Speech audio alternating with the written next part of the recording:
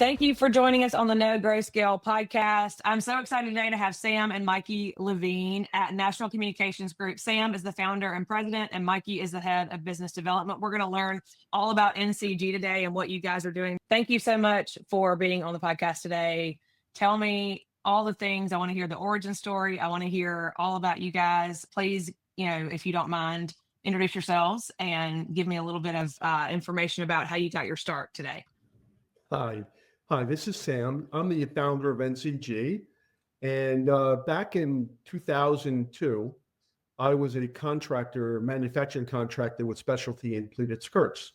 And we were making it in this country I was doing it for over 24 years.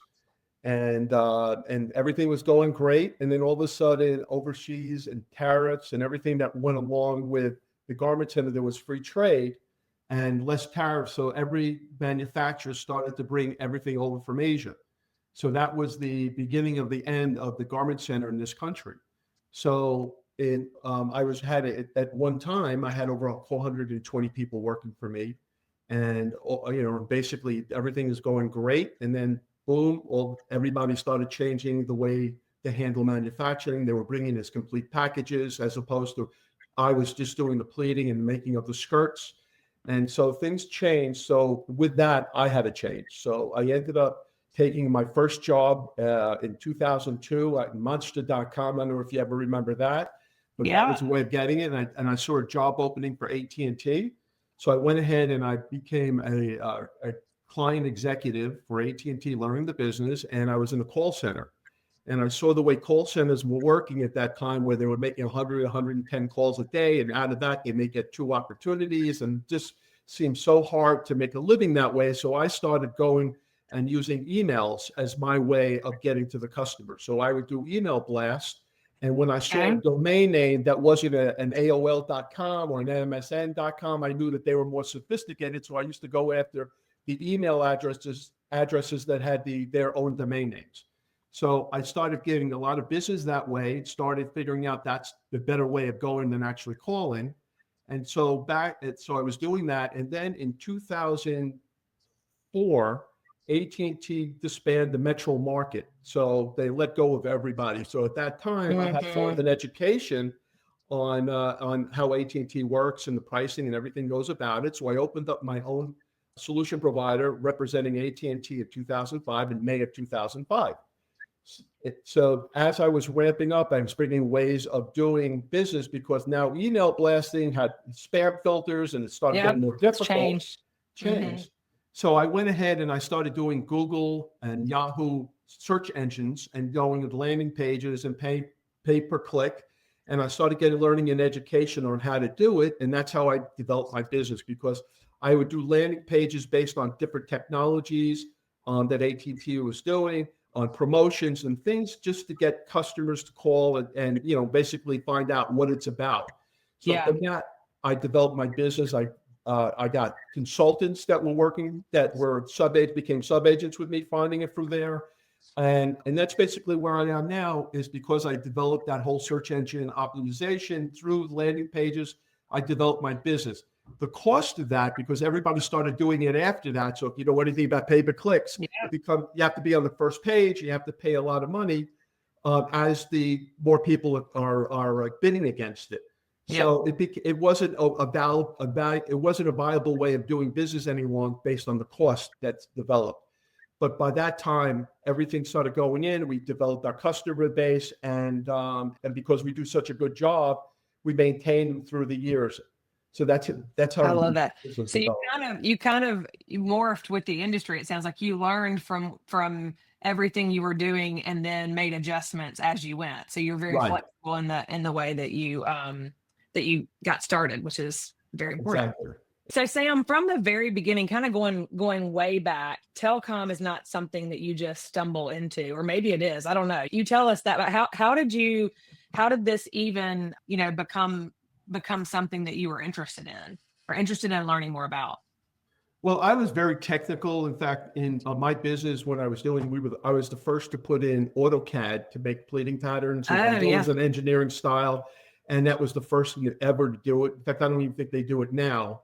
Yeah. but I was always very technical. And so when I saw the AT&T side, because of telecommunications being very technical, I felt it was a perfect fit for me Yeah. to learn and do it. So that's where my expertise has always been, the technical side, and I'm very good with numbers. So, all the things going about help grow my business. That's great. That's great. Can you come work for me? Because the numbers is the part that What?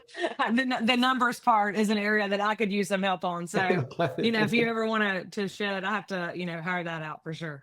So in the early days, what were some of those big challenges, Sam, that you faced kind of starting out? I mean, we all have hurdles in entrepreneurship and owning a business. What were some of those that stand out to you as the biggest hurdles or biggest challenges as you got your start?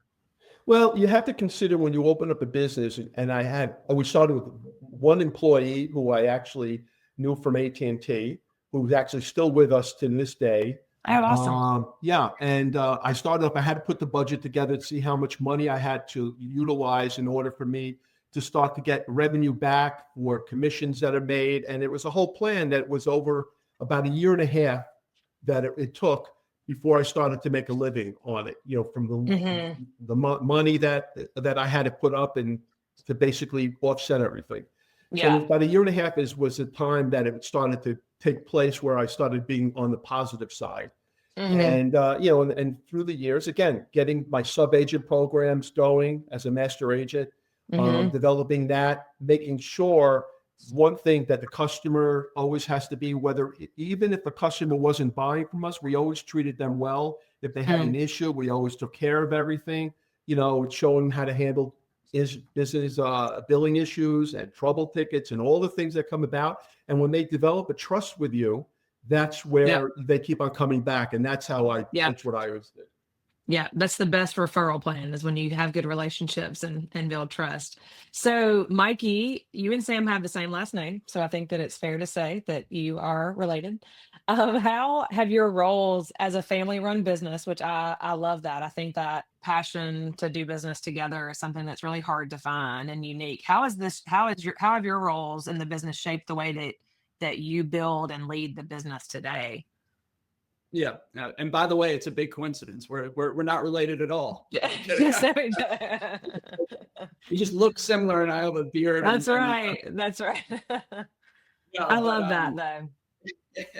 no, being family run has obviously shaped me in a big way. I grew up watching my dad build this company with the Mhm. mindset that reputation really is everything in a service Yeah. business. That's pretty much the asset you live or die by. So Mhm. that really stuck with me. And when I stepped into a leadership role here, I carried forward that same principle, which is you Mhm. don't take shortcuts, you don't chase quick wins, you focus on doing right by the customer. Mhm. And for us, that really means being transparent, especially on something like pricing and Mhm. being the team that sticks with the client from the first quote all the way through installation and support. Because in telecom, there's a lot of noise and competition, but that family mindset is, of long-term trust is what helped us Mhm. keep clients for years and not months. Well, also a huge competitive advantage because I think that, unfortunately, the way that telecom has, I don't think that for the most part, the consumer or the business consumer has a preconceived notion about the way that their telecom provider is the relationship's Yeah. going to go. And I Yeah. think that's become industry standard, unfortunately. Mhm. So knowing that you are buying from real people, family business, who have this reputation that you do of long-term relationships. I think that is a huge competitive advantage for you guys. Exactly. So let's talk about the industries that you serve. You have a range of different industries. What verticals do you work in? Talk about that for a little bit. What specifically makes, I know for sure banks, hospitality, private equity, you've got kind of some buckets that you serve specifically. How did you identify those and I'm sure that you serve a lot of different industries well, so I don't mean that there are others that you don't, but what makes you guys a trusted partner in those spaces particularly? Yeah, absolutely. And as it relates to industries, like you said, a wide variety of them. We serve everything Right. from hospitality, banking, auto dealerships to most recently a lot of franchising and private equity.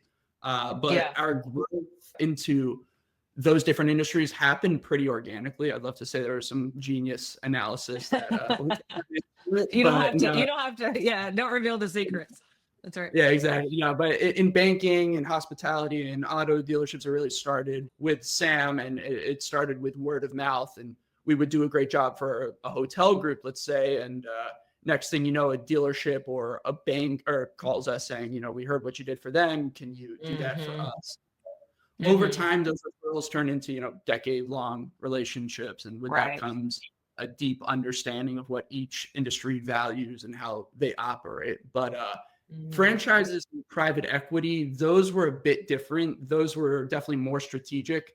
So we had realized we were really good at navigating the carrier's custom contracts for large-scale opportunities.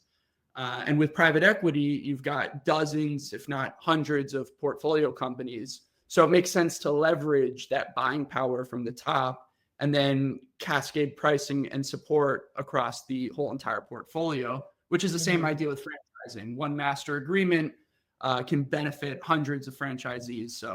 But with that said, it's not just about lower costs. It's also about giving these groups consistency and scalability and a partner they don't have to think twice about when they're opening up the next location. And not the headache, because I think there's already enough of a headache in a new franchise or new component. And I think being able to do that seamlessly, I'm sure, makes a big difference in their process. So revenue, if there's not standardization, with something like internet redundancy, people don't really quantify that financial impact of downtime. Absolutely. If it goes down and you're, a brick and mortar retail store or a bank or whatever it might be, downtime, obviously that's however many hours of not having. That's a real impact to the business for sure. Yeah. Exactly. Do you feel like from a growth standpoint, you guys have been around a while. So do you feel like there was ever a turning point or a decision that you made? And either of you speak to this, but something that you would say has obviously relationship and the way that you handle your customers is a big part of it. Any decision that you've made or turning point that's really helped accelerate your growth? You want me to answer that? In our case, the point of difference that I've always had, I think, is learning the new technology that's developed.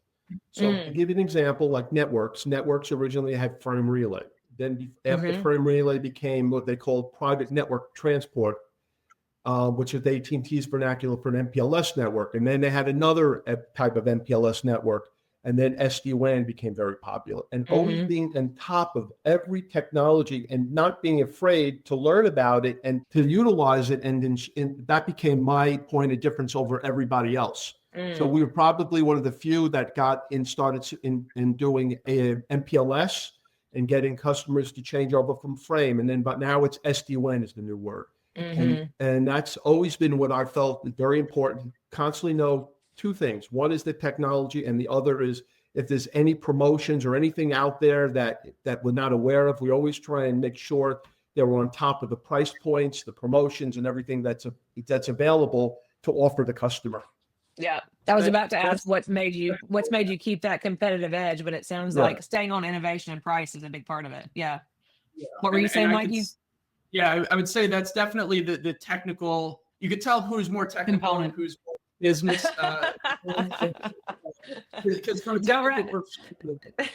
Don't make that confession, Mikey. Yeah. No, but I personally think, looking back at the history of NCG, I'd point to really two big turning points, in tandem with obviously having a deep understanding and differentiator of technology. But I personally think that the first was building trust with MSPs. I don't know how technical. All of your audience is very technical. For those that don't know, MSPs, it ranges. The IT companies that a lot of banks, hotels, and dealerships already rely on for their technology. Yeah. So once we prove, because MSPs aren't necessarily authorized to put in orders on telecom circuits and things like that, or necessarily specialized in telecom. So once we proved ourselves as being that expert to the MSPs, they started routing a lot of their telecom work and orders through us. So banking as an example, we have a great partner where over 60% of US banks are using their technology, and we put most of their telecom orders through us, or they put most of their telecom orders through us. We do a great job, trusted. So Yeah. MSPs were a very big turning point for the business, and having, That's kind of great. Yeah. missed orders. Yeah. And also, if you are an MSP, one big thing that you want to make sure is that that quality of service is maintained. Because if you have a partner that is not at the level that you are or better, then it's a reflection of them. And 100%. so making, and they'll get the call, right? So I think that's important in choosing a partner is making sure that that partner is it's kind of like hiring. You always want to hire people that are smarter than you and better than you, like that's the goal. Yeah. Right? You hire better, and in the same way partner with people who are the best at what they do, so that you don't have to worry about all the details that come along with it, and you can do what you do best. I really believe that's the right path. Absolutely. But it comes up, you have to be very obviously trusted by that MSP. Of course. On that, let's talk about partnerships in general. What I mean, obviously those MSP partnerships, what role have, and of course AT&T, and we'll make sure we send this podcast to AT&T and let them know we're talking about it. What role have, probably a lot of partnerships for you guys, what role have some of these partnerships played in your growth journey? Let's talk about that a little bit.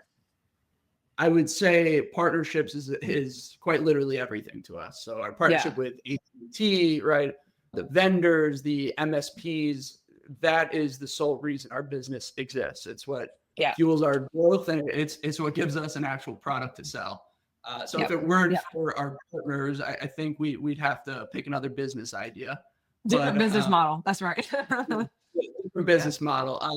But it's a two-way street. We rely on them for the services we deliver, and they rely on us to take care of their customer with the same level of care and expertise that they would, if not better. So that's why we're proud to have those partners to, continue to funnel business our way, because they know we'll handle it right and they trust us at this point. Yeah. Yeah, I love that. And I think that, the whole part of partnership is not just looking at it as what's in it for me. I'm also an, AT&T ecosystem partner. So, but I want to give as much as I take. So, I'm doing a lot of exchanging of referrals back and forth. And, that's just kind of a part of, to me, if you can create that true win-win, then you create those long-lasting partnerships, which you have. So that's awesome. So I want to hear, since you guys are experts in the field, I want to hear what trends in this industry you're most excited about, and how they might be shaping the future of your business. Sam, you seem like the trend and innovator from a technology standpoint. What are you guys seeing? What are you hearing? You've already talked a little bit about it, but I'd love to hear from either of you about what you feel like is kind of coming in the industry and what we need to be on the lookout for. Well, I mean, again, we look at the traditional phones, the way they used to handle them and the calls and the way all of that's changed over now to IP-based voice over IP. So companies now are just transitioning when they used to work with phone systems, which we call PBXs, and had all the traditional and the cost factor involved. And also because if there's an outage of some sort, everybody loses their connectivity. In today's world, we have hosted voice over IP systems, and that seems to be where everything's going in the cloud. And it's because of redundancy and all the UCaaS systems that come with it, from texting to video conferencing as all part of the package. That's where it is in that side. And then in the network side is that what I said earlier was the SD-WAN that stands for software defined network. And that's the newer technology. And it seems to be a little low cost as apparently for what it used to be. And in terms of networks, that's where it is. And then obviously you look at 5G, which has been the big buzzword. And, because bandwidths in wireless are becoming so higher bandwidths, they're now able to putting in a 5G right away instead of having to do provisioning and through local access loops. And that also is the future as well. Yeah. And that's the beauty of your relationship with AT&T. I've seen you at their events, and at these events, we're always hearing what's next and, what better network to piggyback off of, right? One of the best. Mikey, anything you want to add to that? Yeah, I think we broke a record for the longest recorded time on a podcast without mentioning AI, but I'm gonna break it. There you go. Okay, good. That's right. Yeah, no, we've dove in very deep into AI, both as a business and for our clients. Sure. It's not just a buzzword. It's Right. of course like the new It's here. frontier. It's here. Yeah, it's already a tool that's helping us automate repetitive tasks and free up a lot of our team's time to focus on high value client support. So that makes us AI makes us much faster, more consistent, and more reliable for our customers. But the second aside from that is IoT. I would say I'm most excited for, especially a lot of franchises that we work with that have fleets or multiple sites. Some of the technology coming out with being able to track and optimize those assets in real time is going to be a game changer. So, and we're working with a lot of those partners, bringing those solutions to market, those IoT devices and for fleets and a lot of different sites. Yeah. And what a relief to know. I think that a lot of, I'm sure your customers would say this, but knowing that you have a partner that is staying on the forefront of that innovation so that you don't have to be thinking about it. That's a blessing, I know. Okay, so we'll wrap up here. We're going to end on a fun note. If you had one piece of advice, since both of you are in this space and considered entrepreneurs in telecom, what would that one piece of advice be to maybe somebody that's thinking about starting a new business in this industry? I'll go first, I guess. Make sure you have a good bookkeeper is my advice. Yes, I agree. I agree. Yeah. Dealing with all the different vendors and their internal payout systems and everything can be a nightmare. And that's why I use now. There would be a great sponsorship. And taxes and compliance and different states and all that, especially with telecom. I think that's great. Especially telecom is a very high volume based business, and if you don't have the right organizational skills in the back end or bookkeeper or accounting team, it's going to be overwhelming. But I'll let Sam go. Yeah, no, again, what Mikey said is absolutely the case. When somebody's going into this business, number one is you have to follow through. You have to have a sense of urgency whenever you're dealing with somebody. You can't let it stay. Even if it's uncomfortable and you have a bad situation, you have to let them know right away and you have to deal with it. And I think if you're upfront with people, then that's when they can see it and that's when they come back to you. And that's and that respect. Yeah. Just communicate and transparency. I totally agree. Exactly. Well, guys, this was a delight. I love, obviously, any conversation I've ever had with you guys, but I love just learning more. I was able to learn some things here today. So I appreciate you both being on. If someone heard this today, and I do have a lot of MSP and MSSP listeners, and just this industry in general, if somebody listens and they're like, hey, I want to get in touch with these guys, where would they go to find you? Absolutely. First is our website. They could go ncgnetworks.com. So it's ncgnetworks.com. And we have a partner tab on there that people could fill out their information. Perfect. I'd say that's one way, or you can the best way. You could send an email to you're on LinkedIn. Mike. I actually do Michael Levine on LinkedIn, not Mikey. So okay. LinkedIn and or find my email and email me. I'm happy to chat with any MSP that's looking to partner. All right. Awesome. So ncgnetworks.com will be your first line of defense. Thanks, guys, for being here today. We might do a part 2, dig a little deeper at some point. There's plenty more that we could talk about, but thank you for joining today. I appreciate you being on the podcast. Thank you very much.